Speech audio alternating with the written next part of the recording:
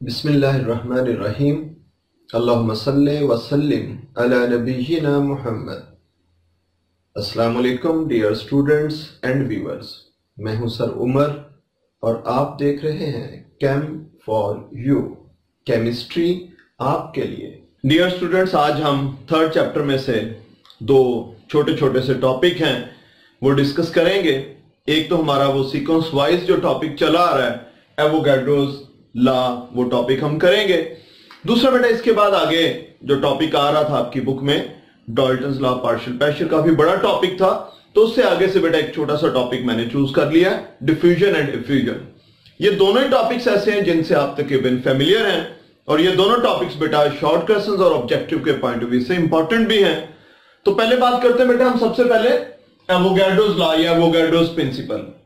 यहां पे उसकी डेफिनेशन बेटा ये लिखी हुई है कि equal volume of ideal gases at same temperature and pressure contain equal number of molecules.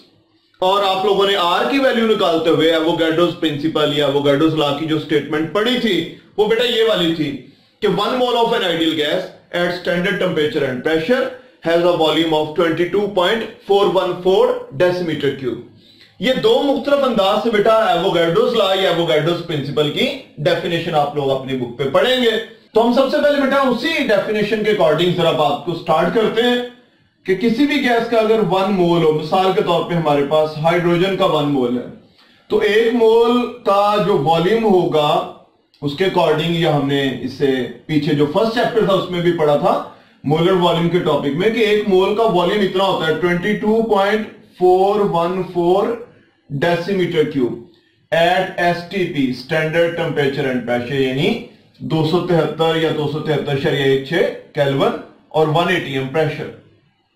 इस पे किसी भी आइडियल गैस का अगर 1 मोल होगा तो उसका वॉल्यूम इतना होता है। और उसके साथ साथ हमने पहले चैप्टर के अंदर एवोगाड्रोस नंबर के टॉपिक में पढ़ा था कि 1 मोल में मॉलिक्यूल्स की तादाद इतनी होती है 6.02 इंटू 10⁻23 मॉलिक्यूल्स। तो 1 मोल में इतने मॉलिक्यूल्स होते हैं। किसके मॉलिक्यूल्स होंगे? हाइड्रोजन गैस है तो हाइड्रोजन के मॉलिक्यूल्स। सेम जरा एक और गैस हम सपोज कर लेते हैं, उसी डेफिनेशन के अकॉर्डिंग हमने अभी बढ़ना, आगे बढ़ते चले जाना है। 1 मोल सपोज हमारे पास है ऑक्सीजन O2 की फॉर्म में होती है। अब ऑक्सीजन जो है इसका अगर 1 मोल होगा, किसी भी गैस का 1 मोल हो, स्टैंडर्ड टेम्परेचर और प्रेशर हो तो वॉल्यूम इतना होता है, तो इसका वॉल्यूम भी यही होगा 22.414 decimetre cube at standard temperature and pressure, यानी 273 केल्विन और 1 atm प्रेशर। और 1 मोल में मॉलिक्यूल्स कितने होते हैं? एवोगाड्रोस नंबर का टॉपिक हमें बताता है कि उसमें मॉलिक्यूल्स की तादाद 6.02 इंटू 10⁻23 मॉलिक्यूल्स की तादाद होगी। किसके मॉलिक्यूल्स है? ये मीथेन के। सेम ऐसे अगर कोई तीसरी गैस है हमारे पास, चलिए फर्ज कर ले हम कहते हैं जी नाइट्रोजन गैस है, तो नाइट्रोजन का अगर 1 मोल है तो उसके लिए भी ऐसे उसका इतना वॉल्यूम होगा, स्टैंडर्ड टेम्परेचर और प्रेशर उसके अंदर भी इतने मॉलिक्यूल्स होंगे। कोई चौथी गैस हमारे पास, उसका फर्ज कर ले 1 मोल है हमारे पास, जैसे मीथेन है, तो उसके अंदर भी स्टैंडर्ड टेम्परेचर और प्रेशर पे उसका वॉल्यूम भी इतना ही होगा। और क्योंकि 1 मोल है, 1 मोल में मॉलिक्यूल्स की तादाद भी एवोगाड्रोस नंबर होगी। यानी किसी भी गैस का अगर 1 मोल हो, आइडियल गैस का, स्टैंडर्ड टेम्परेचर और प्रेशर हो, वॉल्यूम इतना होता है और 1 मोल में मॉलिक्यूल्स की तादाद इतनी होती है। तो अब इस बात को जरा जनरलाइज करते हैं। ये तो हमने उसी डेफिनेशन के अकॉर्डिंग बेटा लिखा है, हमने पहले चैप्टर में भी तकरीबन सच पढ़ चुके हैं ये सारी बात। तो अब जरा बात बेटा इधर करते हैं, जरा equal volume of ideal gases. Volume देखिए बेटा, इसका वॉल्यूम भी इतना, इसका भी इतना, इसका भी सपोज इतना, सबका वॉल्यूम आपस में इक्वल है। जितना भी इक्वल वॉल्यूम है, एक गैस का सेम, दूसरी का सेम, तीसरी का सेम, चौथी का same, at same temperature and pressure. अब प्रेशर देखें और टेम्परेचर देखें बेटा, एक का 273 है, दूसरी का 273, तीसरी का भी उतना, चौथी का भी उतना, सबका सेम टेम्परेचर है जितना भी है। प्रेशर देखें, एक का 1 atm, दूसरी का 1 atm, तीसरी का भी उतना, चौथी का भी उतना, सबका सेम प्रेशर है। वॉल्यूम इक्वल, टेम्परेचर सेम या इक्वल, प्रेशर सेम या इक्वल। बात आगे क्या बढ़ रही है? Contains equal number of molecules. तो मॉलिक्यूल्स की तादाद भी इक्वल होती है। अब देखें बेटा, एक में मॉलिक्यूल्स एवोगाड्रोस नंबर, दूसरे में एवोगाड्रोस, तीसरे में भी उतने होंगे, चौथे में भी उतने, तो मॉलिक्यूल्स की तादाद जो है ये भी सेम है या इक्वल है। बात हमारी जनरलाइज हो गई। अब अगर मुख्तलिफ गैसों का volume same, temperature same, pressure same, तो मॉलिक्यूल्स की तादाद भी सेम होगी। तो उसी डेफिनेशन से हमने बेटा ये सारा डाटा लिखा है और इसी सारे डाटा को हमने जनरल फॉर्म में कन्वर्ट कर दिया है, जो कि ये वाली फॉर्म बन गया है। तो इनडायरेक्टली बेटा ये जो एवोगाड्रोस लॉ की स्टेटमेंट है कि equal volume of ideal gases at same temperature and pressure contains equal number of molecules, तो ये बेटा बात जो है वो उसी एवोगाड्रोस प्रिंसिपल की जनरल फॉर्म में। तो वो भी एवोगाड्रोस प्रिंसिपल या एवोगाड्रोस लॉ था, ये भी एवोगाड्रोस लॉ है और ये उसकी ज्यादा जनरल, ज्यादा ब्रॉड कह लें एक स्टेटमेंट है। अब जरा बेटा बाकी पूरे टॉपिक के अंदर आपकी बुक वालों ने इसी बात को कह लें घुमा फिरा के मुख्तलिफ अंदाज से किया हुआ है। बात यही है जो हमने कर ली हुई है, तो हम भी जरा जिस अंदाज से उन्होंने बात को बेटा मुख्तलिफ अंदाज में पेश किया है, अब हम उस अंदाज में बात को आगे बढ़ा लेते हैं। क्योंकि इसमें हम देखेंगे कि अगर वॉल्यूम लाजमी नहीं इतना हो, कुछ और हो, तो क्या मॉलिक्यूल तब भी सेम होंगे कि नहीं होंगे। इस अंदाज से बेटा उन्होंने जरा इसकी थोड़ी सी मॉडिफाइड फॉर्म कह लें अडॉप्ट कर ली है। तो मैं जरा यहां पे रेशियो लिखने लगा हूं मुख्तलिफ गैसेस के वॉल्यूम और उनके नंबर ऑफ मॉलिक्यूल्स का। मॉलिक्यूल्स की तादाद कितनी होगी। टेम्परेचर प्रेशर, सपोज अभी हम एसटीपी चूज कर लेते हैं कि इतना ही टेम्परेचर है, इतना ही प्रेशर है, स्टैंडर्ड टेम्परेचर और प्रेशर है, वॉल्यूम कितना, मॉलिक्यूल्स कितने। जरा देखें बेटा, हम इन दो गैसेस को चूज कर लेते हैं, हाइड्रोजन और ऑक्सीजन को। तो दोनों गैसेस का वॉल्यूम इतना है 22.414 और मॉलिक्यूल्स इतने 6.02। तो अगर दोनों गैसेस का वॉल्यूम इससे थोड़ा कम या ज्यादा हम ले लें तो फिर क्या होगा, जरा देखते हैं बेटा। तो 22.414 डेसीमीटर क्यूब अगर वॉल्यूम है, तो मॉलिक्यूल्स है हमारे पास 6.02 इंटू 10⁻23। अगर 1 डेसीमीटर क्यूब होगा, जौन सी मर्जी गैस हो उसका, तो तब मॉलिक्यूल्स कितने होंगे कि इतना जो वॉल्यूम है उसके अंदर इतने मॉलिक्यूल्स, तो 1 डेसीमीटर क्यूब में कितने, तो 6.02 इंटू 10⁻23 डिवाइडेड बाई 22.414। तो बेटा इससे डिवाइड करने से हमारे पास आंसर आ जाएगा कि 1 डेसीमीटर क्यूब जो वॉल्यूम है उसमें कितने मॉलिक्यूल्स होंगे। तो आंसर आ जाता है बेटा इसका 2.68 इंटू 10⁻22 मॉलिक्यूल्स। स्टैंडर्ड टेम्परेचर और प्रेशर पे इतना वॉल्यूम हो तो इतने मॉलिक्यूल्स होते हैं, अगर इतना वॉल्यूम हो तो इतने मॉलिक्यूल्स होंगे। जरा इसका मीनिंग मैं एक और अंदाज से बात करने जा रहा हूं। सपोज हाइड्रोजन है हमारे पास, ऑक्सीजन है, दोनों का अगर 1 डेसीमीटर क्यूब हो, लाजमी नहीं दो से ज्यादा, जितनी मर्जी गैसें हो, इसका वॉल्यूम भी हमारे पास 1 डेसीमीटर क्यूब है, दूसरी गैस हमारे पास ऑक्सीजन है, उसका वॉल्यूम भी हमारे पास 1 डेसीमीटर क्यूब है। तो इसके अंदर जो मॉलिक्यूल्स हैं, हाइड्रोजन के छोटे मॉलिक्यूल्स होते हैं, ऑक्सीजन के जरा बड़े मॉलिक्यूल्स होते हैं, जरा उनका वजनी होते हैं, वजन कितना होता है वो भी अभी हम बात करते हैं। तो हाइड्रोजन के जो 1 डेसीमीटर क्यूब होगा उसके अंदर भी मॉलिक्यूल्स होंगे 2.68 इंटू 10⁻22। अगर ऑक्सीजन का हमारे पास बेटा 1 डेसीमीटर क्यूब है स्टैंडर्ड टेम्परेचर और प्रेशर पे, तो उसके अंदर भी 1 डेसीमीटर क्यूब में मॉलिक्यूल्स 2.68 इंटू 10⁻22 मॉलिक्यूल्स होंगे।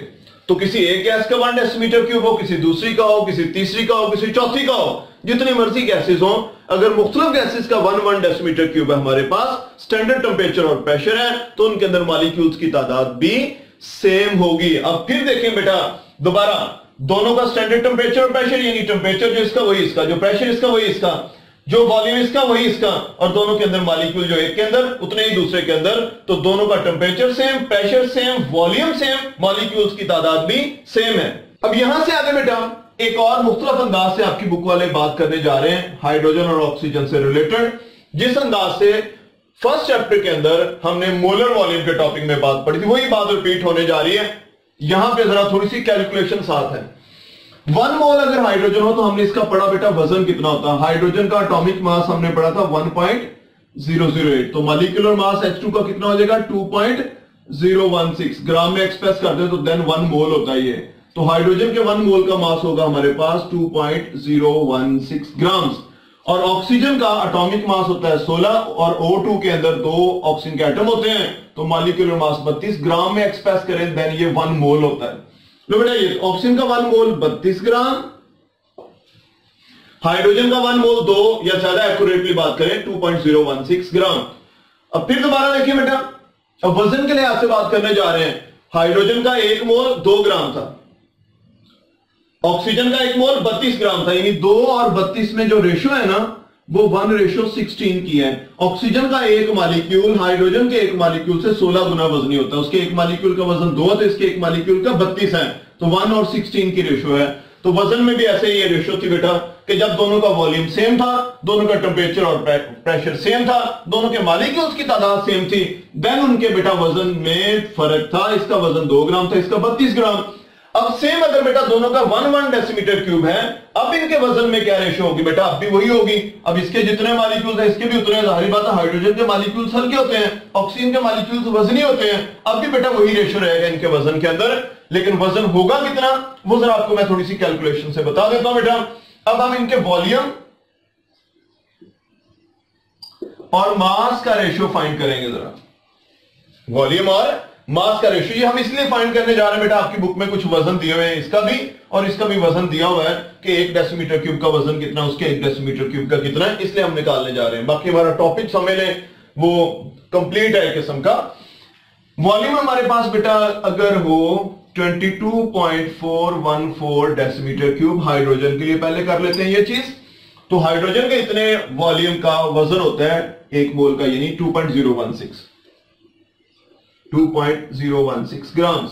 तो अगर 1 डेसीमीटर क्यूब है, यानी यहां पे हमारे पास 1 डेसीमीटर क्यूब है, तो उसका अंदर वजन कितना होगा?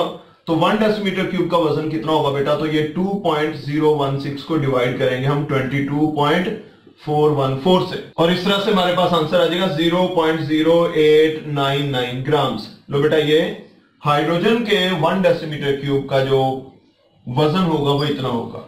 अब सेम हम ऑक्सीजन के 1 डेसीमीटर क्यूब का भी निकाल लेते हैं, वॉल्यूम और मास दोनों की रेशो। 22.414 डेसीमीटर क्यूब हो तो वजन ऑक्सीजन का होता है 32 ग्राम।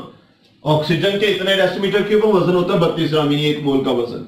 तो 1 डेसीमीटर क्यूब हो तो उसका 1 डेसीमीटर क्यूब वॉल्यूम हो तो उसका मास कितना होगा? 32 को डिवाइड करते हैं हम 22.414 से। ये मैं इसलिए बेटा डिटेल से हल कर रहा हूं, आपकी बुक में सिर्फ वैल्यूज लिखी हुई जो सॉल्व करके आ रही हैं, तो आपको पता हो आई कैसे हैं। तो बेटा ये इसको डिवाइड करने से आंसर आ जाएगा हमारे पास 1.4384 ग्राम्स। अब ये हाइड्रोजन के 1 डेसीमीटर क्यूब का वजन इतना होगा और ऑक्सीजन के 1 डेसीमीटर क्यूब का वजन इतना होगा। तो दोनों के वजन में अब भी अगर आप रेशो निकालेंगे, ये जितना ही उससे 16 टाइम्स ज्यादा, तो 1:16 की अब भी रेशो है। दोनों के 1 डेसीमीटर क्यूब है, वॉल्यूम सेम है, दोनों के अंदर मॉलिक्यूल्स की तादाद सेम है, लेकिन उनके मासेस में रेशो अब भी 1:16 रेशो होगी, यानी ये जितना मास है ये उससे 16 टाइम्स ज्यादा होगा। बाकी बेटा इस सारे की लॉजिक आप लोगों ने पहले चैप्टर के जो मोलर वॉल्यूम का टॉपिक था उसमें भी पढ़ी थी कि गैसेस का जो मास है, उनकी जो जिसामत है, वो उन्होंने कितनी जगह घेरनी है उस पर असरअंदाज नहीं होता। हमने पढ़ा था कि तकरीबन एक मॉलिक्यूल का जितना साइज होता है तो उससे 300 टाइम्स तकरीबन दरमियान में गैप होता है, तो देन गैस के मॉलिक्यूल्स इतने दूर दूर होते हैं एक दूसरे से। तो ये बात भी याद रखनी, गैस के मॉलिक्यूल्स में उनके डायमीटर से, उनके साइज से तकरीबन 300 टाइम ज्यादा डिस्टेंस होता है। अच्छा, यहां पे एक और बात आपको एक्सप्लेन कर दूं। ये अब हमारे पास गैस है, फर्ज कर लें 1 डेसीमीटर क्यूब है, 1 डेसीमीटर क्यूब है, स्टैंडर्ड टेम्परेचर प्रेशर है, इसका भी स्टैंडर्ड टेम्परेचर प्रेशर है। ये हमने बॉयल्स लॉ और चार्ल्स लॉ में पढ़ा था कि अगर हम किसी गैस का टेम्परेचर कम या ज्यादा करें तो वॉल्यूम कम या ज्यादा हो सकता है, टेम्परेचर कम या ज्यादा करें तो वॉल्यूम कम या ज्यादा हो सकता है। अब इसका टेम्परेचर अगर मैं जितना बढ़ाऊं इसका भी उतना बढ़ा दूं तो दोनों का वॉल्यूम फिर एक जैसा बढ़ के हो जाएगा। यानी अगर इसका टेम्परेचर मैं स्टैंडर्ड टेम्परेचर से कुछ बढ़ा दूं, इसका भी उतना ही बढ़ा दूं, तो दोनों का अगर टेम्परेचर मैं सेम बढ़ाऊंगा तो दोनों का वॉल्यूम भी सेम बढ़ेगा। ये फिर क्या होगा कि जो भी नया उनका टेम्परेचर वो सेम है, जो भी नया वॉल्यूम होगा वो भी सेम होगा।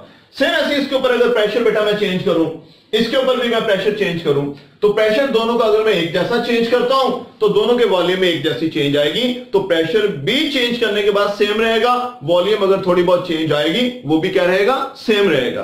तो ये बात भी बेटा थोड़ी सी उन्होंने इस अंदाज से भी इस पहलू को एक्सप्लेन किया हुआ है। तो बेटा ये था हमारा एवोगाड्रोस लॉ या एवोगाड्रोस प्रिंसिपल का टॉपिक। नेक्स्ट हमारा छोटा सा टॉपिक है डिफ्यूजन और इफ्यूजन का। इस टॉपिक से मैंने आपकी बुक से जो काम की चीजें थी कह लें वो निकाल के जरा सेपरेट उनको मैनेज कर दिया है, अरेंज कर दिया है। इसी को हम करेंगे, बाकी बातें सारी वो एक्सप्लेनेशन में आ जाएंगी, वजाहत में आएंगी, लेकिन आपके एग्जामिनेशन पॉइंट ऑफ व्यू से जो क्वेश्चन आता है आमतौर पे डिफ्यूजन जो है, डेफिनेशन क्या है, एग्जांपल्स क्या है, इफ्यूजन क्या है, डेफिनेशन और उसकी एग्जांपल भी साथ मैंने एक मेंशन कर दी है। तो सबसे पहले बेटा डिफ्यूजन क्या होता है? द स्पॉन्टेनियस कहते हैं अपने आप खुद से जो काम हो। इंटरमिक्सिंग मिक्सअप होना आपस में of molecules of one gas, एक गैस के मॉलिक्यूल्स का भी देन अदर किसी दूसरी गैस के साथ at given temperature and pressure is called diffusion. Gas के मॉलिक्यूल्स बेटा एक थ्योरी है, गैस के मॉलिक्यूल्स की मूवमेंट से रिलेटेड, जिसको हम कहते हैं काइनेटिक मॉलिक्यूलर थ्योरी। वो थ्योरी ये कहती है कि गैस के मॉलिक्यूल्स हर वक्त मूव करते रहते हैं, हरकत करते रहते हैं। तो गैस के मॉलिक्यूल जैसे यहां पे बेटा आप देखें, ये हमारे पास एक कंटेनर है जिसमें दरमियान में एक पार्टीशन है, एक जानब ऑक्सीजन गैस है, ये कलरलेस गैस होती है, दूसरी जानब NO2 गैस है, ये ब्राउन कलर होता है इसका। मैंने जरा डिफरेंट कलर्स में यहां मेंशन कर दिया आप लोगों के सामने। अच्छा, ये जो गैस है इसके मॉलिक्यूल्स भी अपने पोर्शन के अंदर कह लें टकरा रहे हैं बर्तन की दीवारों के साथ, और प्रेशर उनका लग रहा है, उनका एक प्रेशर होता है अपना। दूसरी जानब बेटा NO2 गैस है, वो बर्तन के दूसरे हिस्से में है, दरमियान में पार्टीशन है, वो भी मूव कर रहे हैं, बर्तन की दीवारों से टकरा रहे हैं। गैसेस के मॉलिक्यूल्स बेटा याद रखना हर वक्त हैप्पैज़र्ड, रैंडम, बेतरतीब मूवमेंट्स करते रहते हैं, ठीक है। तो हर वक्त ये भी बेतरतीब हरकत कर रहे हैं, ये भी बेतरतीब हरकत कर रहे हैं, हैप्पैज़र्ड मूवमेंट्स कर रहे हैं। अगर हम दरमियान से बेटा ये पार्टीशन रिमूव कर देंगे तो एक गैस के मॉलिक्यूल्स भी दूसरी जानब जाना शुरू हो जाएंगे, दूसरी गैस के मॉलिक्यूल्स भी, क्योंकि गैस के मॉलिक्यूल्स हर वक्त मूव करते रहते हैं, वो भी इधर आना शुरू हो जाएंगे। एक स्टेज आएगी बेटा कि इस गैस के मॉलिक्यूल्स मूव करते हुए काफी हद तक हमारे पास इस जानब आ जाएंगे और पूरे बर्तन के अंदर यकसा तौर पे कैले बिखर जाएंगे, और दूसरी गैस के मॉलिक्यूल जो हैं ऑक्सीजन गैस के, ये भी सारे कंटेनर के अंदर यकसा तौर पे बिखर जाएंगे। और ये बात हमें नजर कैसे आएगी, हमें कैसे पता चलेगा? शुरू में बेटा इधर ब्राउन कलर था, इधर कोई कलर नहीं था। जब आप पार्टीशन मूव करेंगे तो ब्राउन कलर भी सारे कैले के बर्तन के अंदर फैल चुका होगा और थोड़ा सा लाइट हो चुका होगा, और यकसा उसका कैले के गहरापन होगा पूरे के पूरे कंटेनर के अंदर, जिससे हमें आंखों से दिखने से भी पता चल जाएगा कि नाइट्रोजन डाइऑक्साइड गैस पूरे कंटेनर के अंदर यकसा तौर पे बिखर गई है। जब वो पूरे कंटेनर में यकसा बिखर गई है तो उसका प्रेशर भी हर जगह पे यकसा हो जाएगा। सेम ऐसे ऑक्सीजन पहले सिर्फ इधर थी, अब वो भी पूरे कंटेनर में बिखर गई हुई है, उसका प्रेशर भी, उसका पार्शियल प्रेशर भी पूरे बर्तन के अंदर जितना इधर होगा इतना इधर होगा। तो ऑक्सीजन गैस जितना प्रेशर एक जगह पे लगा रही है उतना ही दूसरी जगह पे, दूसरी गैस भी जितना प्रेशर एक जगह पे लगा रही है उतना ही दूसरी जगह पे, दोनों गैसें पूरे कंटेनर के अंदर यकसा तौर पे बिखर चुकी हुई हैं। तो इस तरह से मॉलिक्यूल्स बेटा, एक गैस के मॉलिक्यूल्स, दूसरी गैस के मॉलिक्यूल्स, जब हम पार्टीशन मूव करते हैं वो एक दूसरे के साथ टकराते भी हैं और टकराते हुए एक दूसरे के साथ इंटरमिक्स हो जाते हैं, एक दूसरे के साथ मिक्सअप हो जाते हैं, और एक गैस भी यकसा तौर पे फैल गई है और दूसरी गैस भी पूरे कंटेनर के अंदर यकसा तौर पे फैल गई है। तो इस तरह से बेटा, और ये काम सारे का सारा अपने आप होता है। तो इस तरह से स्पॉन्टेनियस, अपने आप मिक्सअप हो जाना गैस के मॉलिक्यूल्स का भी देन अदर किसी दूसरे के साथ टकराते हुए हैप्पैज़र्ड मूवमेंट की वजह से at given temperature and pressure is called diffusion. तो एक एग्जांपल बेटा इसकी ये वाली होगी कि ऑक्सीजन और नाइट्रोजन डाइऑक्साइड गैसेस, अगर हमने उनको सेपरेट किया हुआ था, हम वो सेपरेशन, वो पार्टीशन, वो पर्दा रिमूव कर देते हैं तो दोनों एक दूसरे में डिफ्यूज हो जाती हैं। सेम ऐसे बेटा इसकी दूसरी एग्जांपल हमारे पास है, स्प्रेडिंग ऑफ फ्रेग्रेंस ऑफ ए रोज, गुलाब की खुशबू या सेंट या परफ्यूम वगैरह की जो खुशबू है उसका कमरे के अंदर फैलना, वो भी डिफ्यूजन की वजह से, क्योंकि वो खुशबू जो भी कमरे के अंदर दूसरी गैसें उनके साथ टकराते हुए वो एक दूसरे के अंदर मिक्सअप हो रही होती है। दूसरे नंबर पे हमारे पास है बेटा इफ्यूजन, थोड़ा सा डिफरेंट कॉन्सेप्ट है। तो बेटा effusion, the movement of gas molecules, gas के मॉलिक्यूल्स का मूव करना through an extremely small opening, एक बहुत ही छोटे से सुराख से, into a region of low pressure, कम प्रेशर वाली जगह की जानब, इज कॉल्ड इफ्यूजन। इस बात को हम बोलेंगे इफ्यूजन। और इसकी एग्जांपल बेटा यहां पे देखिए, इधर हमारे पास एक गैस है, यहां पे उसका प्रेशर बहुत ज्यादा है और इधर ना होने के बराबर कोई गैस है, यानी इधर वैक्यूम है, लो प्रेशर है, वैक्यूम मींस लो प्रेशर बेटा। तो यहां अगर एक छोटा सा सुराख हो जाए तो बेटा ये गैस के मॉलिक्यूल्स की आपको पता बेटा हैबिट होती है कि वो बर्तन की दीवारों से टकराते हैं, लेकिन जहां पे सुराख होगा वहां वो टकरा नहीं सकेंगे और बिना टकराए बेटा वो आगे बर्तन के दूसरे हिस्से की जाने मूव करना शुरू कर देंगे। तो यहां पे भी गैस अपने ज्यादा प्रेशर से कम प्रेशर की जाने मूव करेगी, लेकिन एक छोटे से सुराख से। तो ये एग्जांपल इसकी है, इन्फ्लेटेड रबर ट्यूब, एक फूली हुई रबर की tube, tyre gradually become smaller in size due to effusion, जब उसमें कुछ पंक्चर हो जाए, ठीक है, कुछ कांटा चुभ जाए, तो आहिस्ता आहिस्ता बेटा वहां से गैस के मॉलिक्यूल्स, क्योंकि उस टायर के अंदर हवा का प्रेशर ज्यादा होता है, तो वहां से वो बाहर निकलना शुरू हो जाती है।